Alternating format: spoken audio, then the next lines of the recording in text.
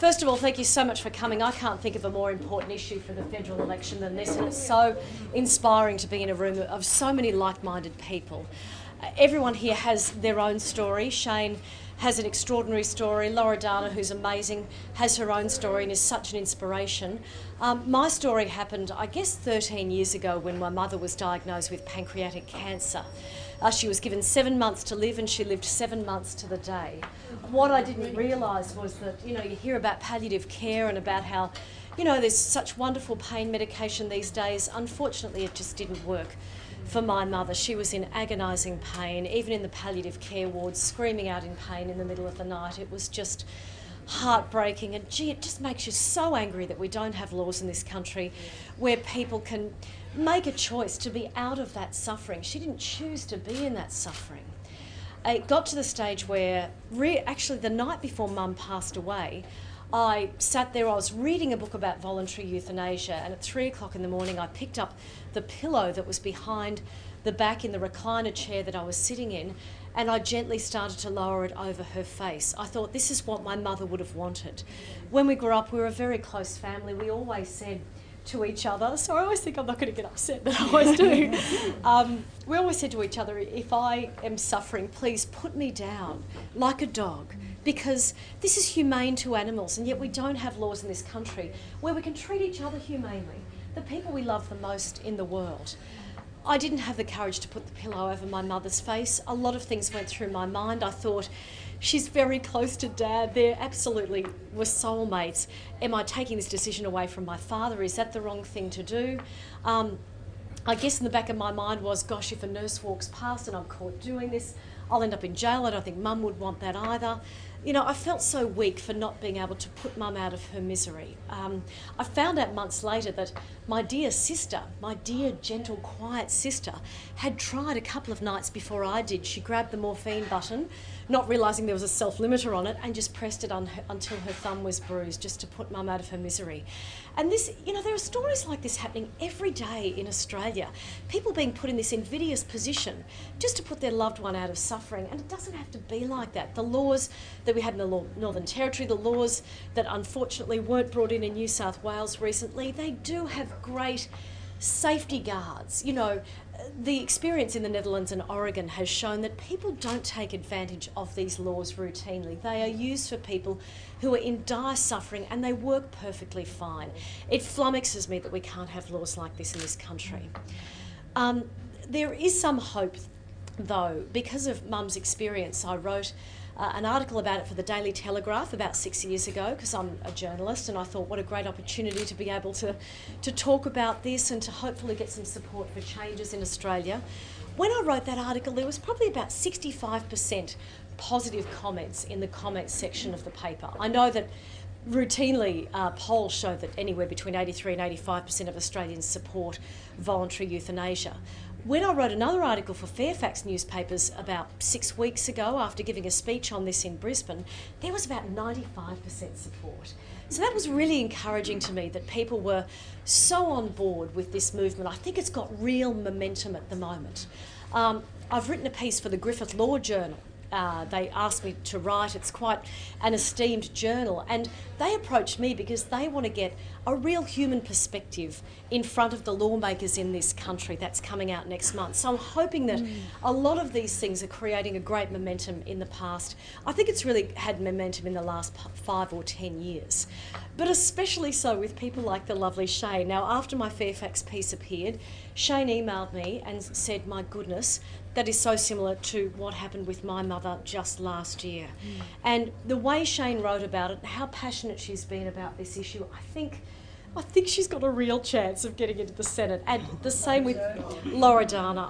I sincerely hope so. If anyone can do it, it's these women. So thank you for coming along tonight and supporting the Voluntary Euthanasia Party. Tell your friends, tell everyone, tell the media. I guess that's the advice I like to give to people as a journalist for 25 years, that a lot of these issues end up in the back of the paper or not being spoken about or not being discussed unless we continue agitating. And I know you guys are really on board with this, and I know it's time consuming, but it will make a difference. We are chipping away. It is making a huge difference. Thank you very much to everyone for coming tonight, and thank you very much for supporting the Voluntary Euthanasia Party. I never had any ambitions to go enter politics. When I agreed to stand as a Senate candidate for the Voluntary Euthanasia Party, it was only 6 weeks ago. It feels like 6 months. I have not stopped. But I wasn't really sure what was going to be expected of me, but what I did know is that I was willing to devote 100% of my time to this campaign, because there isn't another issue that is more important to me. And you all know why. Tracey mentioned my beautiful mother died last year of brain cancer, and some of you here knew my mum, and she was a vibrant, positive woman. Yeah, beautiful, beautiful woman, and she loved life. But when she found out that she had brain cancer, she accepted the diagnosis. She knew that the doctors could do nothing to cure the cancer, and she knew that she had less than 12 months to live. But what she did expect was that her doctors would help her at the end, before things got ugly, was what she told the neurologist. She wanted them to help her at the end when she couldn't cope. But unfortunately, like Tracey's experience, that didn't happen, and Mum had a traumatic and undignified end to what was otherwise a wonderful life.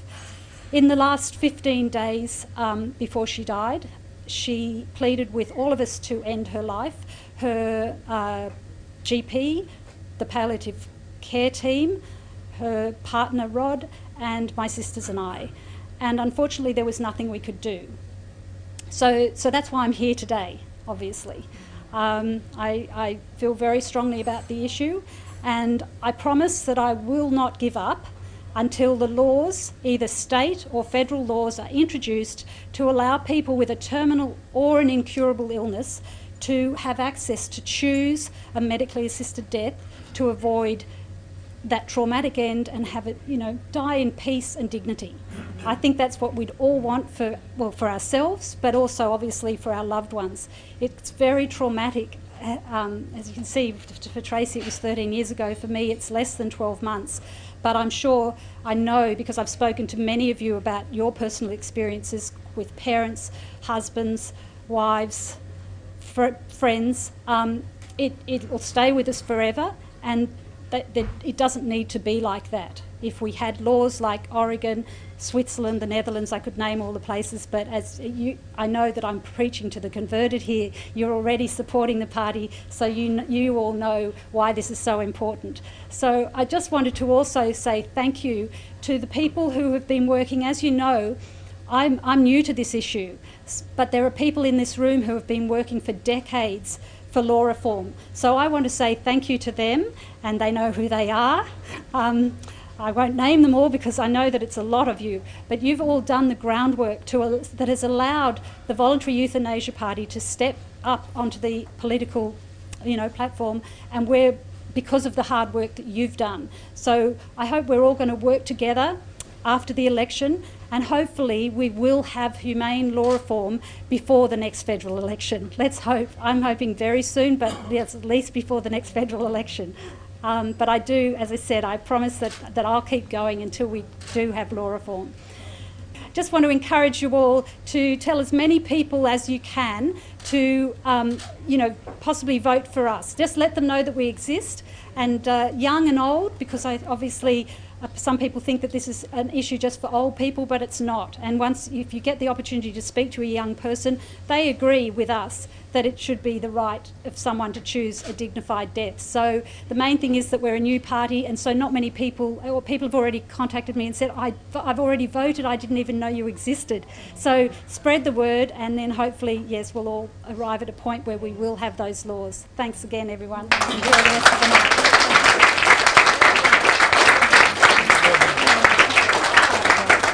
I really appreciate everything that all of you have done, coming here, encouraging me. I feel very blessed and encouraged by you all, and I'm not going to give up, never. And you are giving me the courage to continue to fight for this, because I am now at the stage where life is becoming so difficult for me, that most of the days are spent just taking care of me.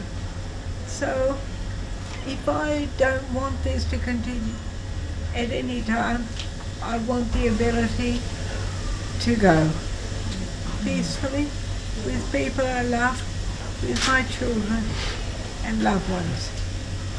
Thank you very much for coming to support this great cause.